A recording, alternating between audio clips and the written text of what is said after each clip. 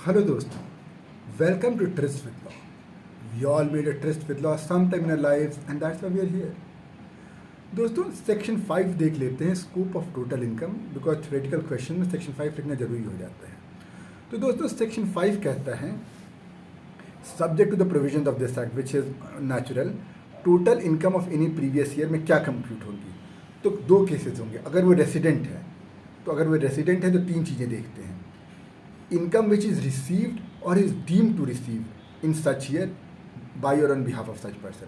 Receive मतलब मैंने suppose किसी के लिए काम किया यहाँ पर और मुझे वो पैसे मिल गए, या डीम टू बी रिसीव मतलब मुझे पैसे नहीं मिले लेकिन वो है कि मुझे ट्रांसफ़र हो जाएंगे, उसने कमिटमेंट कर दिया है, तो it is deem to be receive. दूसरा एक्रूज और अराइजेज और इज डीम टू एक्रू और arise to him in India in that year during such year. तो एक्रूअल वो होता है जब दोस्तों एक्रूअल होता है जब मेरी राइट क्रिएट हो जाती है. जैसे ही मैंने आपके लिए काम कर दिया तो वो एक्रू हो जाएगा, लेकिन जैसे ही आपने अपने बुक्स ऑफ अकाउंट में लिख दिया कि भाई ये पैसे मुझे शशांक को देने, तो अराइज हो जाएगा. और जब वो पैसे मेरे अकाउंट में आ जाएंगे तो वो रिसीव हो जाएगी. तो कहते हैं सपोज मैंने आपके लिए काम किया इसमें, तो एक्रू हो गया पैसा मेरे लिए, या अराइज है. सपोज आपने बुक्स ऑफ अकाउंट में लिख दिया कि शशांक को देने हैं, तो अराइज हो गया, या डीम टू एक्रू और अराइज.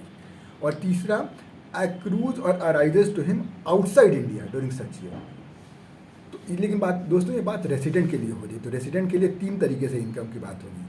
रिसीव्ड और deem to be received, accrues arises और डीम टू एक्रू अराइज, और विद इन इंडिया, और एक्रूज और arises to him outside India. इसमें डीमिंग की कोई बात नहीं हुई है. लेकिन दोस्तों इसमें एक प्रोवाइजो है.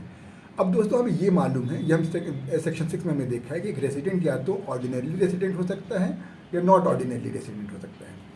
तो in case of a person जो कि ऑर्डिनरी रेसिडेंट इंडिया नहीं है उस ईयर में, तो इनकम विच, अब दोस्तों he is not an ordinary resident in India in that year. तो जो हमने थर्ड क्लॉज देखा कि इनकम विच एक्रूज और arises to him outside India, ये एनओआर के लिए तभी होगा जब वो जो इनकम जो अराइज हो रही है, it is from a business controlled or a profession setup in India. तो सपोज दोस्तों मैं एक रेसिडेंट हूँ, लेकिन मैं रेसिडेंट था पिछले साल, लेकिन मैं एनओआर था, मतलब मैं नॉट ऑर्डिनरी रेसिडेंट था उस साल में. तो और मुझे कोई एक्रू और अराइज हुई आउटसाइड इंडिया, मतलब लेट से मैंने इन्फोसिस में कोई काम किया और उससे मुझे इनकम एक्रू और अराइज हुई. इन्फोसिस में मैंने यूएस में काम किया था. अब दोस्तों it is from a business which is controlled in India, तो इसलिए उसका मुझे इनकम में स्कोप में आएगा.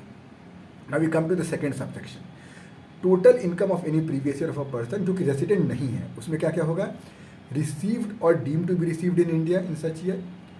दूसरी बात एक्रूज अराइजेज और deem to accrue arise to him in India. अब दोस्तों इसमें आउटसाइड इंडिया वाला क्लॉज नहीं है. क्यों? क्योंकि वो तो इन्हीं में नॉन रेसिडेंट है. तो अगर नॉन रेसिडेंट है तो जो अगर उसको इनकम एक्रू या अराइज हुआ आउटसाइड इंडिया, तो उस पर तो वो इंडिया के टोटल इनकम में आना भी नहीं चाहिए, लाजमी सी बात है. तो दोस्तों ये सेक्शन रहा सेक्शन 5. एक्सप्लेनेशन उतने इंपॉर्टेंट नहीं है, बस मैं देख लेता हूँ. इनकम एक्रूइंग और अराइजिंग आउटसाइड इंडिया, ठीक है, shall not be deemed to be received in India within the meaning of this section by reason only of the fact that it is taken into account in a balance sheet prepared in India. तो कोई company अपने balance sheet में India में note कर रही है, तो let's say मेरे पास माइक्रोसॉफ्ट का ऑफिस इंडिया में, उसने अपने बैलेंस शीट में डाला, बट दैट इनकम एक्रूड और अराइजेज आउटसाइड इंडिया, तो नहीं कंसिडर होगा.